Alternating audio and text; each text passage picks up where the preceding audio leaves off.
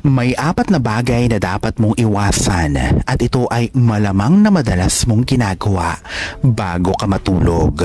Ang 4 na bagay na ito ay inuubos ang enerhiya ng pera, idinidistansya ka sa kayamanan at umaakit ng kahirapan papunta sa iyong buhay.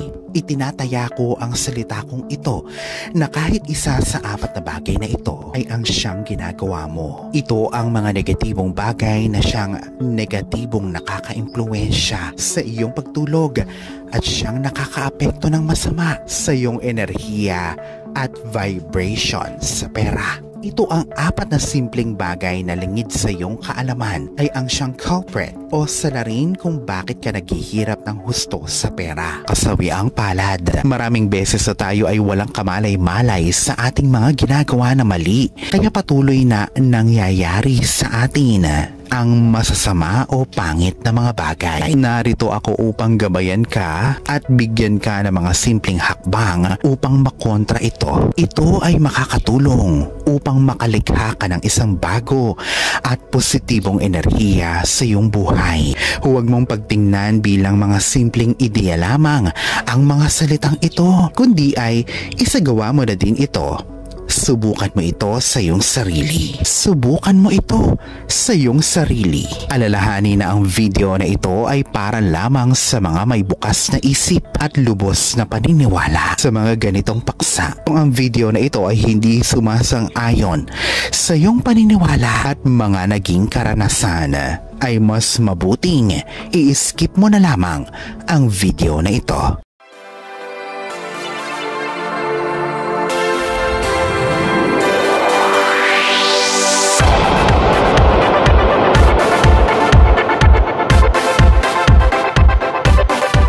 Una, huwag makipagtalo bago matulog. Iwasan ang pakikipagtalo bago matulog. Mahirap ang matulog ng may kabigatan sa kalooban o hindi naaayos ang isang gusot o problema. Kapag ganito kasi ang nangyayari, ay nananatili sa ating isipan ang problema o argumento na nangyari. Dahilan para tayo ay mahirapan sa pagtulog. Marami sa atin ang nakakaranas nito na may kabigatan na nananatili sa isipan at damdamin hanggang sa pagtulog. Ito ay madadala pa natin hanggang sa kinabukasan. Ito ay bad energy. Ang resulta, tayo ay nahihirapan. Malinaw na ang mga bagay na nasa ating isipan bago tayo makatulog ay may malaking impact sa ating pakiramdam. Sa kabilang banda ay may malakas na puwersa. Ito ang enerhiya ng abundance o kasaganahan. Malamang na maramdaman mo ito kapag maayos ang buhay at ikaw ay nakakaramdam ng kasiyahan. Ang positibong puwersa na ito ay ang nakakatulong sa iyo upang magtagumpay at makaranas ka ng kasaganahan. Ang pagtulog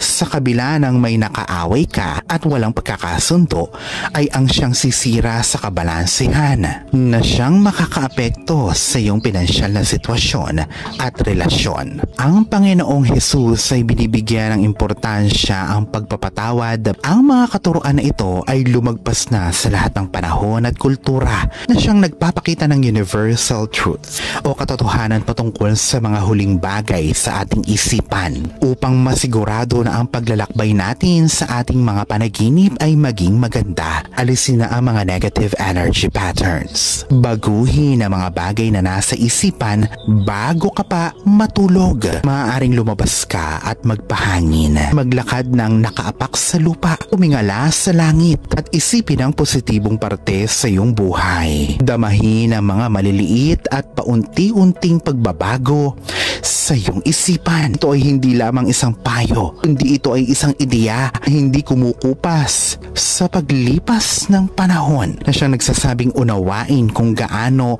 nakakaapekto sa atin ang ating mga iniisip, kung paano ito nakakaapekto sa ating well-being bago ka tumungo sa panaginip. Bago ka tumungo sa pananaginip, siguraduhin ang huling bagay na nasa isipan mo ay maganda o positibo. Ito ay isang daan tungo sa pinansyal na tagumpay. Pangalawa, huwag hayaang mapuno ng mga alalahanin patungkol sa trabaho mo ang iyong isipan bago ka matulog. Panatilihin ang kapayapaan sa iyong isipan bago ka matulog. Ang pag-iisip na mga pangit na bagay tulad ng paghahanap buhay. Ayaw mo sa trabaho mo, kung saan ay ayaw mo sa boss mo o mga katrabaho mo ay ang siyang nagdudulot ng negative vibration. Kaya naman alisin na ang lahat ng negatibo bago ka pa man makatulog. Kung ikaw ay hindi na masaya sa trabaho mo, ay gumawa ka na ng plano para makaalis na dito. Matuto ka ng mga bagong bagay. Tandaan na ang malalaking pagbabago ay nangyayari kapag ikaw ay nagdesisyon na magbago. May isang lalaking komedyante na hindi inirerespeto ng mga tao. Binabato siya madalas ng manonood at kinukot siya.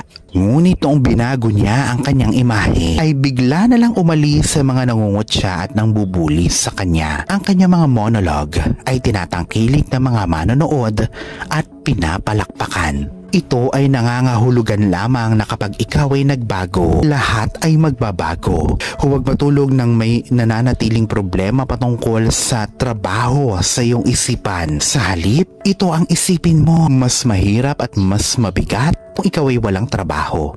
Di bali nang may problema sa trabaho kesa naman sa walang trabaho. At kung wala kang problema sa trabaho, ay malamang wala ka ng trabaho. Kalimutan mo na din ang mga naging pangit na karanasan sa nakaraan mong kumpanya na pinagtrabahuhan mo.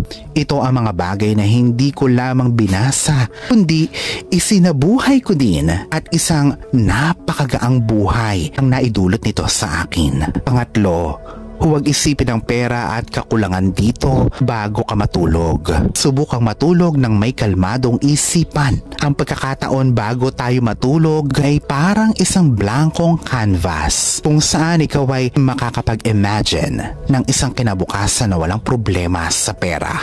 Damahin ang mga perang papel sa iyong mga kamay. Isipin o imaginein ang amoy ng mga perang papel, ang tagumpay, ang kalayaan, ang pakiramdam na may sapat kang pera upang matupad mo ang mga pangarap mo. Ano ang pakiramdam na nabayadan mo na ang mga pagkakautang mo? Dati kang nababaon dito pero ngayon ay malaya ka na sa anumang pagkakautang.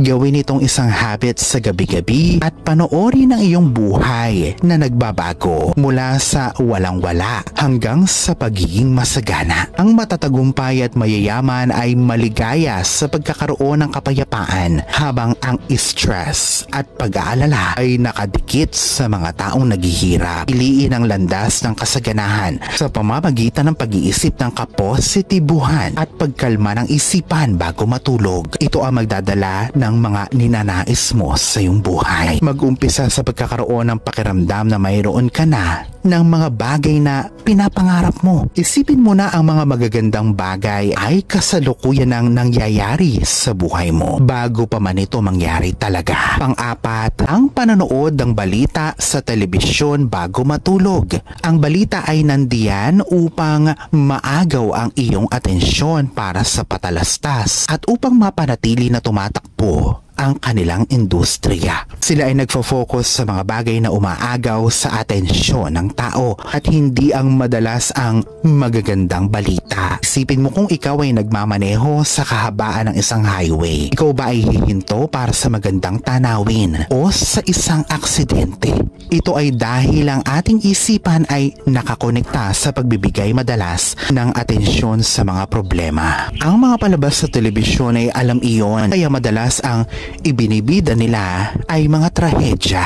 Ang mga horror movies o iba pang negatibong palabas ay iwasang panoorin bago ka matulog. Ang mga ito ay ang siyang magbibigay sa iyo ng mga masasamang panaginip. Makinig sa iyong inner voice, Kalaurel. Manatiling positibo at lumikha ng isang buhay na tumutugma sa iyong mga pangarap. Ang mga malalaki at magagandang pagbabago ay hindi nangangailangan ng schedule. Umpisahan mo nang gawin ito ngayon.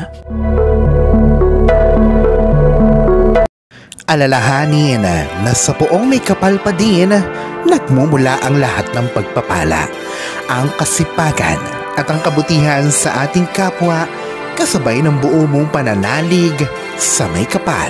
Ang siya pa rin na dapat ay manaig. Ang mga ito ay mga gabay lamang. This is Fidel Rosario. Thank you for watching.